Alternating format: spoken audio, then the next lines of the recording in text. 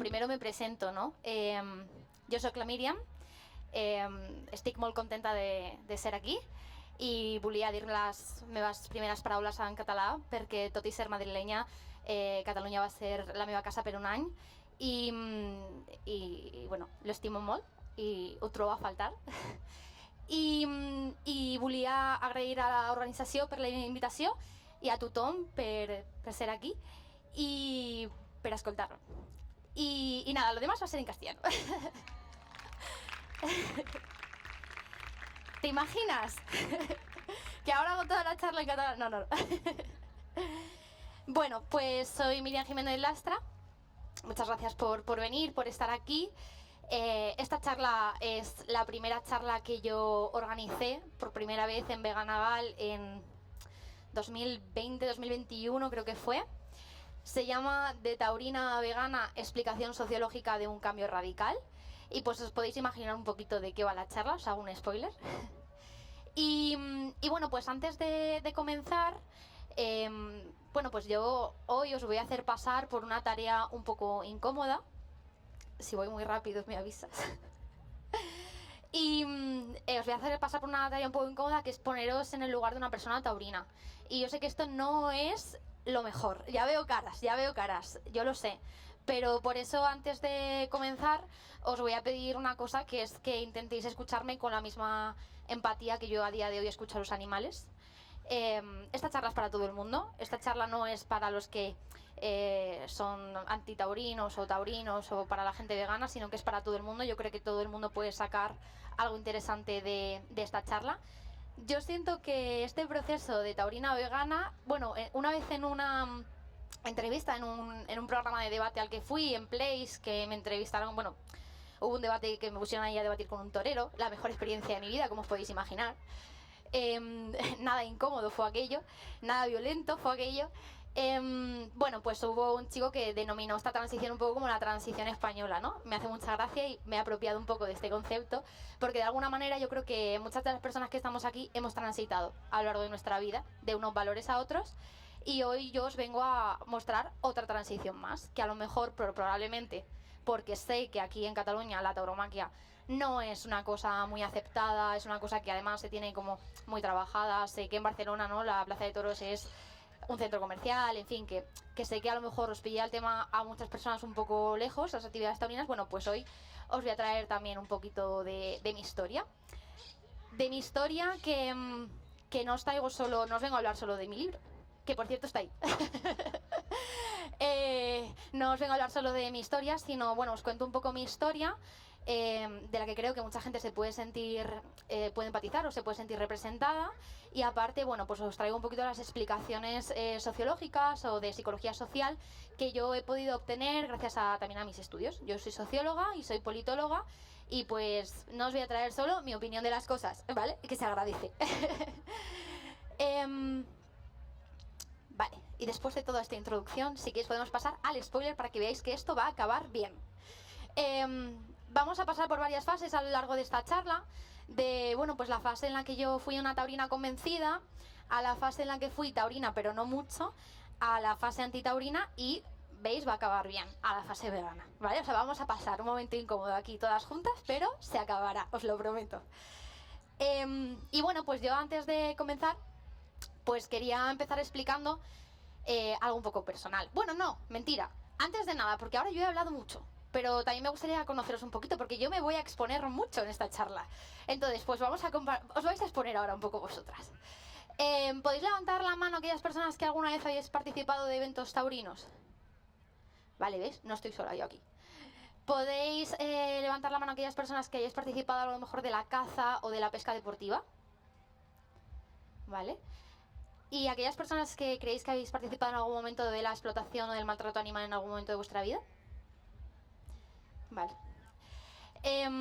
Por hacerlo un poquito más positivo, ¿podéis levantar la mano a aquellas personas que habéis renegado de los eventos taurinos, etcétera?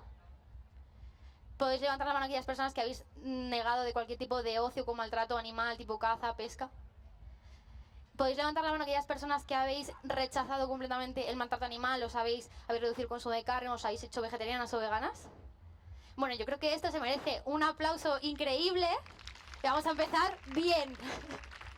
Y ahora ya vamos a la parte incómoda. Vale, bueno, pues os voy a contar un poquito de mi vida. Cada familia es un mundo y en mi familia era muy importante el Atlético de Madrid.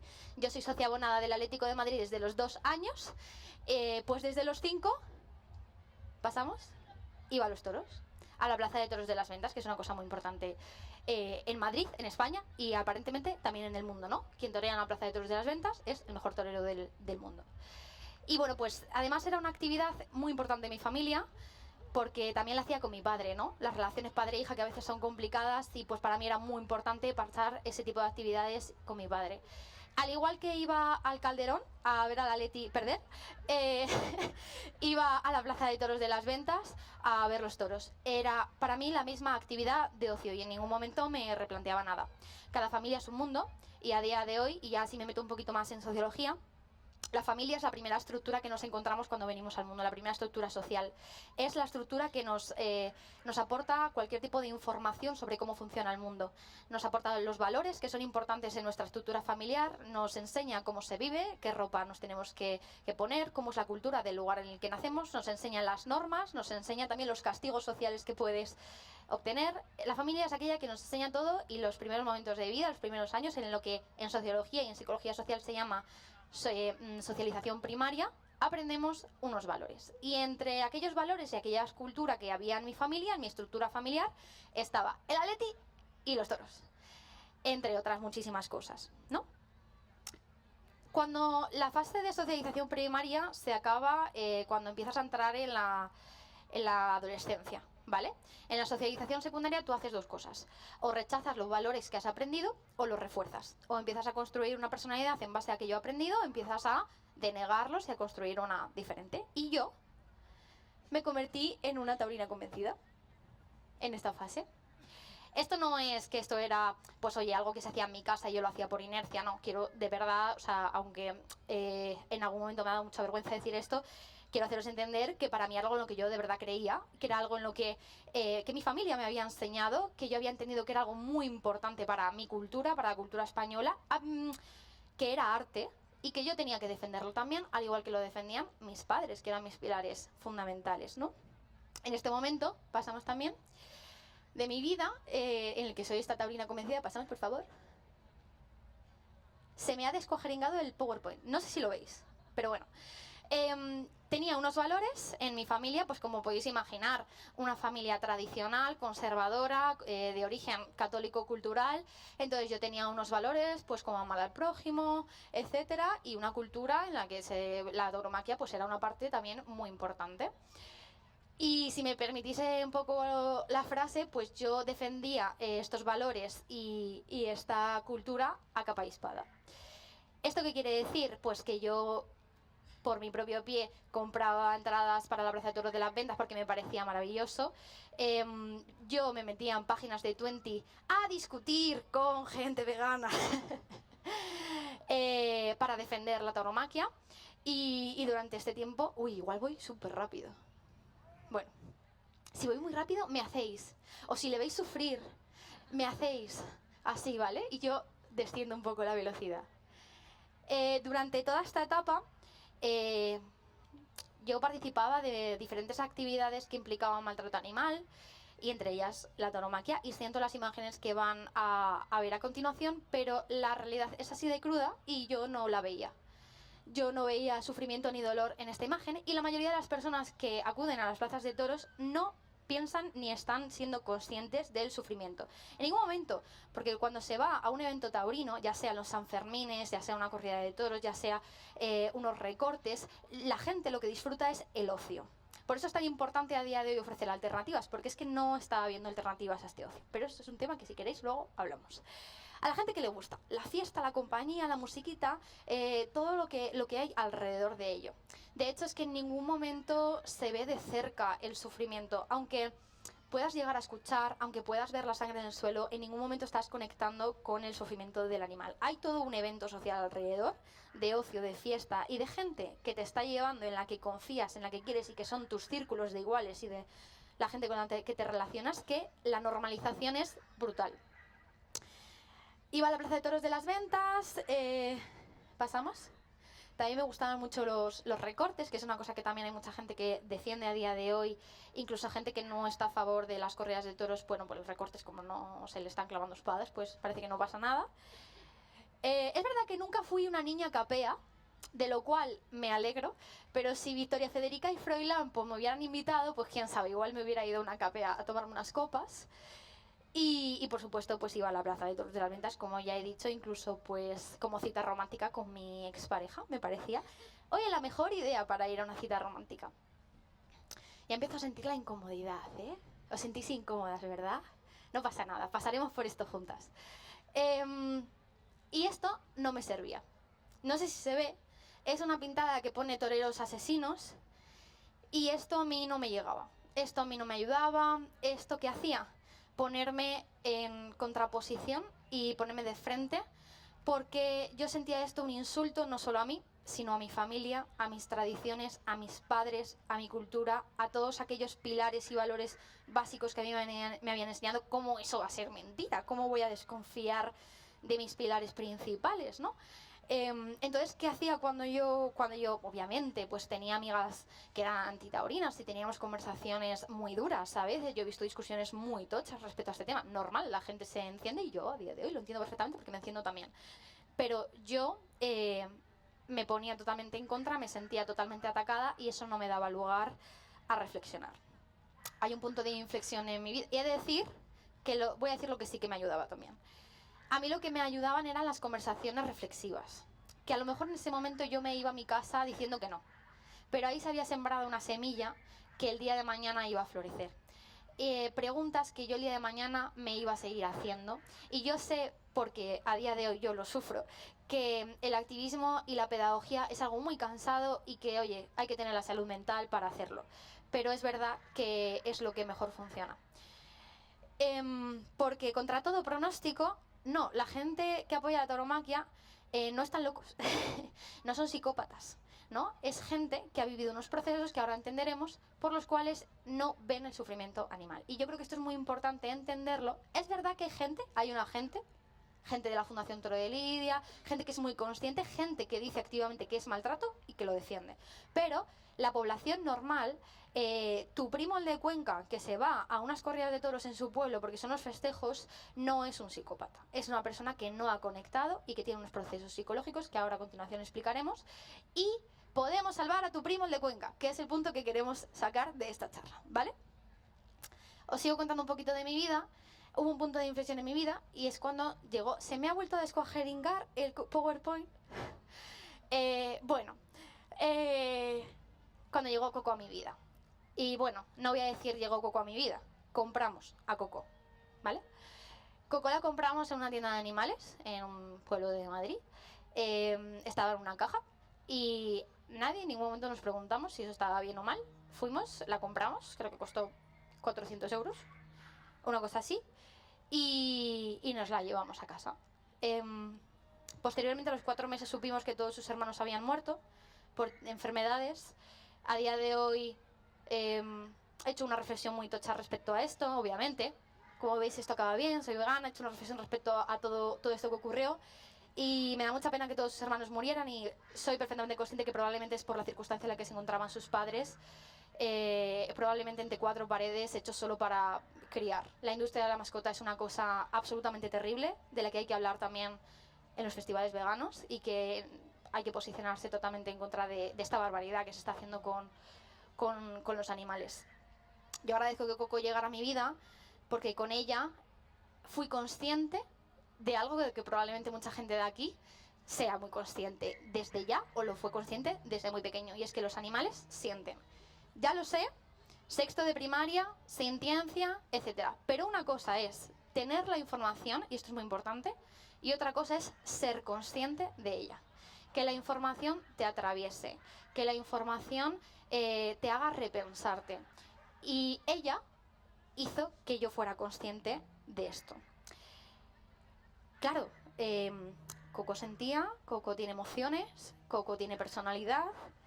Joder, yo sé que algunas personas pueden pensar que estoy diciendo algo muy básico, pero ¿cuánta gente tiene un animal en casa y no hace este tipo de reflexiones. Yo creo que es importante tenerlas, ¿no? Y en este momento dije, jo, es que si yo le piso una patita a Coco, sufre. Y a mí me duele muchísimo que sufra ella, ¿no?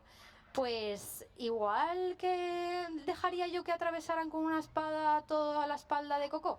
Igual no, ¿no? Entonces, ¿por qué lo van a hacer en una plaza de toros si un toro sufre igual que Coco? Coco era pequeñita, un toro en una plaza de toros tiene como máximo 5 años. Al plantearme todo esto, pasé a la siguiente fase. Taurina, pero no mucho. Que vaya quien quiera, ¿no? En plan, no voy a cortar yo la libertad de Madrid. La libertad, ¿no? Como voy a cortar yo la libertad de la gente.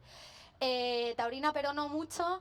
¿Quieres ir? Miriam, ¿te vienes con nosotros a la plaza de toros? No, estoy ocupada, no. Que vaya quien quiera, pero yo no voy a ir. Tengo cosas que hacer. Ya no me sentía totalmente cómoda. Entendí que no me hacía sentir bien esto, ¿no? En este momento me planteé muchas cosas, entre ellas, pues que lo que no le iba a hacer a Coco no se lo iba a hacer a los toros. Y esto llegó porque empecé a hacer un trabajo que yo creo que es muy duro y que duele mucho, creo que implica muchísimo sufrimiento, que es autocriticarse. Autocuestionarse, ir en contra de las cosas que consideramos normales, los valores que nos han enseñado, aquellas cosas que en nuestra vida parece que están totalmente establecidas, ¿no? Que todos tenemos y todas tenemos en nuestra vida cosas que nos han enseñado y que parecen absolutamente normales.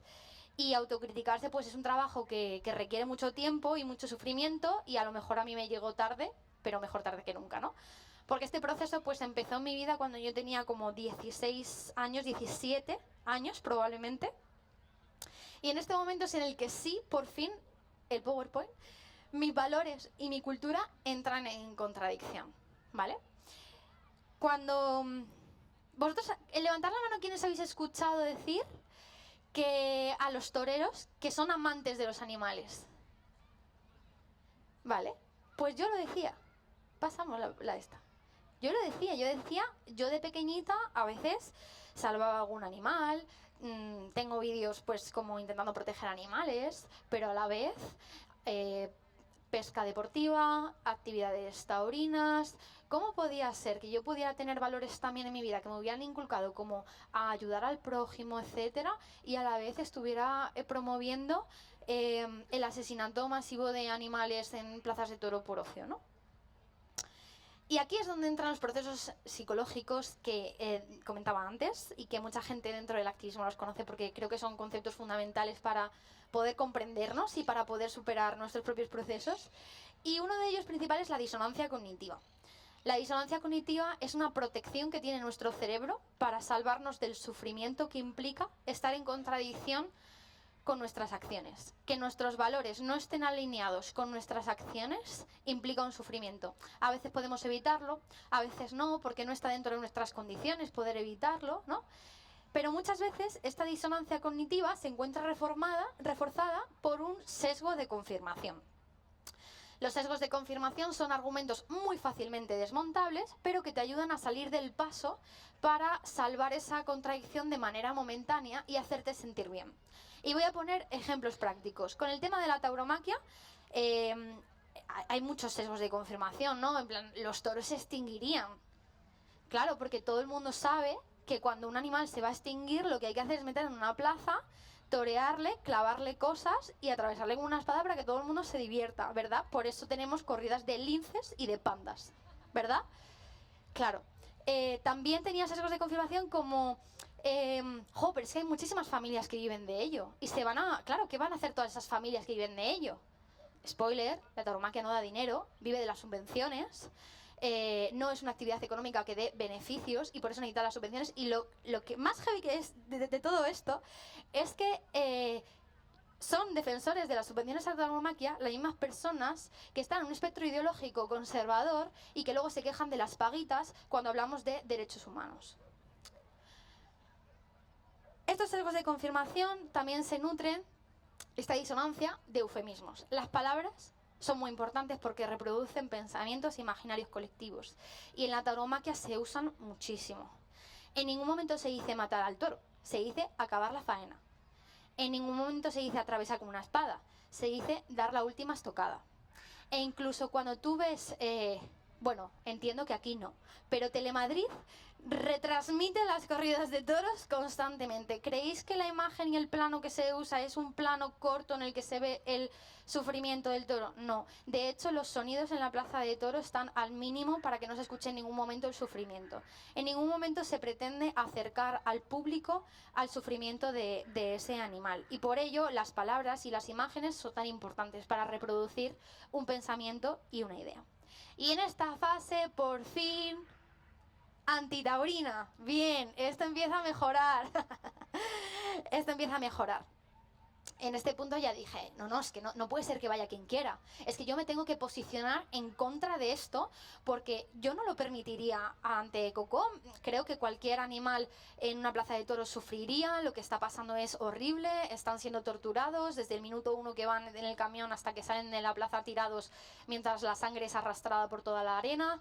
Es una absoluta barbaridad y yo no quiero participar de esto. Y no solo no quiero participar, sino me voy a posicionar en contra y voy a empezar a ir a manifestaciones, etcétera. Y voy a tener conversaciones en contra de esto. Pero esto se me volvió en contra, por supuesto. Y esto se empezó a hacer una pieza de dominó que empezó a derribar todas las demás. Una bola de nieve que se empezó a hacer muy grande. Y, sorpresa, en esta fase me enfadé. ¿Con quién me enfadé? Con el movimiento antitaurino. ¿Y por qué me enfadé con el movimiento antitaurino? Porque claro, a mí el pensamiento de Coco, si era aplicable para un toro, era aplicable para una vaca. Porque si, ¿cómo podía ser que yo me fuera a una manifestación antitaurina con un bocata de jamón, que era el mismo bocata de jamón que me comía en la plaza de toros con mi padre? ¿Por qué me iba a importar más un toro en una plaza de toros que una vaca en el matadero? ¿Por qué si me importa el sufrimiento del animal en una plaza de toros no me importa el sufrimiento de otros animales cuando implica otras cosas?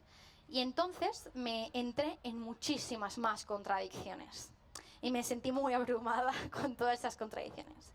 Pero me enfadé mucho con el movimiento antitaurino porque de repente me di cuenta que estaba basado en el antropocentrismo. Que muchos argumentos que se dan dentro del movimiento antitaurino son: pero ¿cómo vamos a seguir haciendo eso? Si eso es de bárbaros, si es que ¿cómo nos van a ver en Europa? Si nosotros somos una sociedad avanzada. ¿De quién estás hablando? De la sociedad, de los humanos. En ningún momento del animal. Entonces, ¿qué es lo que nos importa? ¿Que el animal esté sufriendo o cómo se nos ve a nosotros en sociedad? Somos antitaurinos porque nacemos a veces en unas sociedades o en unas familias o dentro de unos grupos de amigos que son antitaurinos y lo hemos aceptado porque a día de hoy es la normalidad y hay muy poca gente y es un sector reducido el que sigue yendo a las corridas de toros, o realmente porque nos importa el sufrimiento del animal. Y ahí yo pues me planteé muchas cosas. La primera, que me da igual si un animal está sufriendo en una plaza de toros que en un matadero. Claro, cuando me acerqué, ostras, claro, si es que me olvido que estás aquí. Recordar, si voy muy rápido me hacéis así, si le veis sufrir me hacéis así. Vale, yo os miro. Cuando me acerqué a los datos me enfadé todavía más. Porque, bueno, y estos son datos de 2023, los espectáculos taurinos han aumentado. Esto en parte también es porque estamos viviendo pues un momento reaccionario muy importante en las sociedades en las que vivimos y la derecha pues está teniendo comunicaciones muy fuertes y se están abanderando mucho de estos espectáculos. De hecho, en lugares en los que se ha intentado prohibir, en lugares en los que la tauromaquia estaba completamente reducida. Hablaba con un chico que era alcalde de un pueblo de Valencia, no me acuerdo exactamente de dónde, me contaba que en su pueblo la tauromaquia era una cosa totalmente reducida, entonces decidieron como prohibirla. En plan, como eliminarla. Entonces, ¿qué pasó? Que toda la reacción lo cogió por bandera, empezaron a hacer manifestaciones y volvieron a hacer festejos taurinos. Entonces, bueno, pues todo esto hace resurgir los festejos taurinos y también que no haya un ocio alternativo a esto. Y bueno, pues os lo voy a leer porque entiendo que no se lee desde ahí. A lo largo de 2023, el número de espectáculos que han sido sellados por ANOED ascendió a 980, un aumento de 30 festejos más en comparación con la temporada anterior. Por otro lado, el partido animalista PACMA afirma que 10.000 toros anuales son ejecutados en las plazas de toros. Sin embargo, la Fundación FADA acrementa esos números hasta los 70.000 ejemplares que pierden la vida en los festejos taurinos. Y claro, yo decía, pues claro que esto es importante, ¿no? Que haya habido 980 festejos taurinos o corridas de toros, que en cada corrida se matan a aproximadamente 6 toros, pues esto me preocupa, obviamente. Pero claro, cuando veo los datos de la industria animal, me sorprende muchísimo que nos preocupemos por una cosa y no por la otra. Y los datos de 2021, y me encantaría que el Ministerio de Agricultura y Pesca volviera a sacar datos actualizados sobre esto. Bueno, pues si nos importan 10.000 toros, ¿cómo no nos van a preocupar 800,6 millones de aves, 56,4 millones de cerdos? Estos son datos de España. Es decir, que en España hay más cerdos que son matados anualmente que personas que viven en nuestro propio estado. 40,7 millones de conejos, 9,45 millones de bovinos, ovejas, 2,4 de vacas, etcétera, y 1,2 de cabras, etcétera. ¿Cómo no nos van a preocupar? Esto es lo que se mata anualmente. Es una absoluta barbaridad. Hay una frase que decimos mucho dentro del activismo, que es que los mataderos, si fueran de cristal, nadie comería carne. ¿Alguien sabe dónde están los mataderos? ¿Alguien los ha visto? Es que están totalmente escondidos, porque si supiéramos lo que pasa ahí dentro, o si viviéramos lo que pasa ahí dentro, pues probablemente nos alejaríamos y a lo mejor tendríamos posturas tan duras y agresivas como los tenemos a lo mejor en el movimiento antitaurino en algunas ocasiones. Voy a poner más datos. El negocio de la carne, 910 millones de animales sacrificados en España en 2020. El número de animales sacrificados el año pasado en los mataderos españoles se disparó hasta los 910 millones, un 6,3% más que en 2019. Son 2,5 millones de muertes al día, 104.000 cada hora, 1.700 por minuto y casi 30 cada segundo. Es una absoluta barbaridad. Y yo entendí en este momento una cosa muy importante, creo que nos ayuda, pasamos, que es cuál es la diferencia entre Cocó y los restos de animales, ¿no? Pues que con esta sociedad considera que los animales son medios de producción, que son cosas. Y la gente que hemos empezado a tener relaciones emocionales y cercanas que han roto la barrera de la producción con los animales, hemos empezado a entender que no son algo, sino que son alguien. Y yo creo que el proceso es entender que las vacas, los cerdos, los pollos, los peces tampoco son algo, son alguien. Y creo que simplemente se trata de ampliar la visión. Y cuando yo fui consciente de todo esto, pues de nuevo tuve una disonancia cognitiva. Joder, pero las proteínas, ¿qué voy a hacer? Joder, pero si es que el humano, el cerebro se hizo grande cuando comió carne, me voy a morir, me van a faltar las vitaminas, no puedo dejar de comer esto, ¿qué voy a comer? Nada, pero si me alimento de base de pescado y carne, ¿ahora qué voy a hacer? Me voy a morir de hambre. Pues de nuevo tenía un montón de contradicciones, de sesgos de confirmación, que si veis eran un proceso muy similar al que pasé cuando dejé de ser taurina.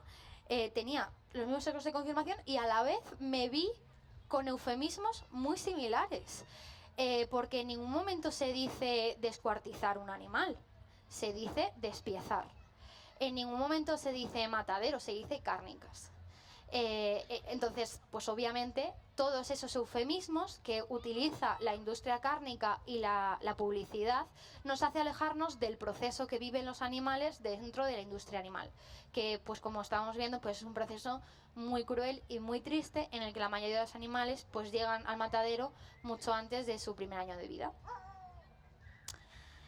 Y pues por fin llegó la fase de ¡vegana! ¡Venga! Por fin.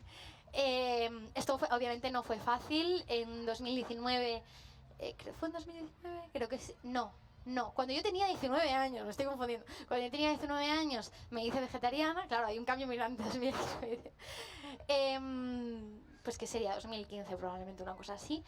Me hice vegetariana sabiendo que ese no era mi punto y final, que si lo hacía por los animales tenían que seguir hasta ser vegana, porque era muy consciente de que la industria láctea colabora directamente con la industria cárnica, que cuando nace un ternero, si es macho va al matadero y si es hembra tendrá el mismo futuro de tortura que tiene su madre criando y siendo separado de su cría constantemente.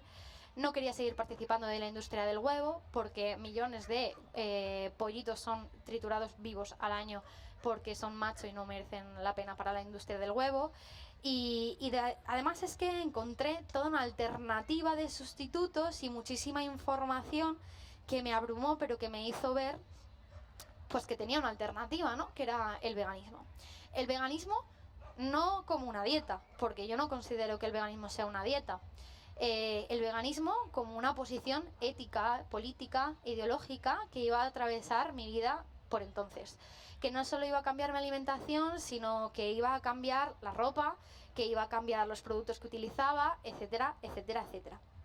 Y pues de pensar que me iba a morir de hambre, pues de repente encontré pues toda una alternativa, una alimentación súper rica y súper variada, de muchos alimentos, de muchas maneras de cocinar que no conocía y que me hicieron muy feliz.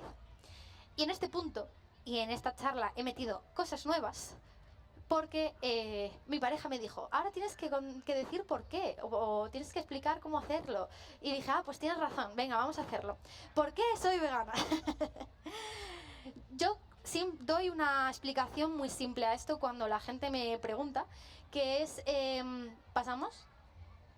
Porque los animales son seres sintientes, seres conscientes según la Declaración de Cambridge de 2012, porque los animales tienen agencia, es decir, que ellos dirigen su vida, tienen elecciones y además son capaces de comunicarla, tienen la capacidad emocional y comunicativa para hacernos llegar lo que quieren y lo que no quieren y nosotros sabemos entenderlo perfectamente. Y ya está, no necesito más, son seres completamente, son seres dignos que tienen que tener una vida digna. Declaración de conciencia de Cambridge, pasamos. Esto es muy muy interesante porque también me ayuda a derribar otro sesgo de confirmación que hay, ¿no? ¿Y qué hacemos si ahora soltamos a todos los animales que hay en los mataderos y de repente nos van a invadir las gallinas? Bueno, es que es muy importante saber cómo estamos ahora mismo utilizando el mundo y la ganadería. De todos los mamíferos que hay en la Tierra, el 96% es ganado y humanos. Y solo el 4% son animales salvajes. Es una absoluta barbaridad. Y de todas las aves de la Tierra, el 70% son aves de corral. Yo creo que es un momento para poder empezar a replantearnos qué relación tenemos con el mundo y obviamente con los animales. Por supuesto, bueno, pues hay mucha gente que da el cambio también a una alimentación vegetal. Puede que no al veganismo y no hacia los derechos de los animales, pero hay gente que da el cambio a una alimentación 100% vegetal también por el impacto que tiene en el medio ambiente la industria cárnica. Estos son datos de Estados Unidos, por cierto, del documental Conspiracy, ¿no? Una hamburguesa de 100 gramos usa más de 2.500 litros de agua en su producción. Bueno, dejo por aquí más datos, pero es que no sirve de nada ver estos datos porque la pantalla la tenéis lejísimos. No pasa nada. Os derivo a Conspiracy, el documental. Pasamos a la siguiente. El tema de los peces también es importante porque obviamente, yo lo entiendo, amigas, es muy difícil empatizar con un pez y con un molusco. A mí también me costó. Probablemente los peces eran la cosa que más a mí me gustaba y lo que más me costó dejar, y todos tenemos esta conversación. Que a mí lo que me cuesta dejar es el queso porque me encanta, porque soy adicta, porque no sé qué, no sé cuánto. A mí me cuesta dejar esto otro porque tal, no sé qué. A mí cuando me vi que me costaba algo por, obviamente, la tradición que tenemos, etcétera, acudía a los datos y a la información. Yo siempre digo que para ser vegano no necesitas ser empático con los animales, necesitas ser consciente de la información.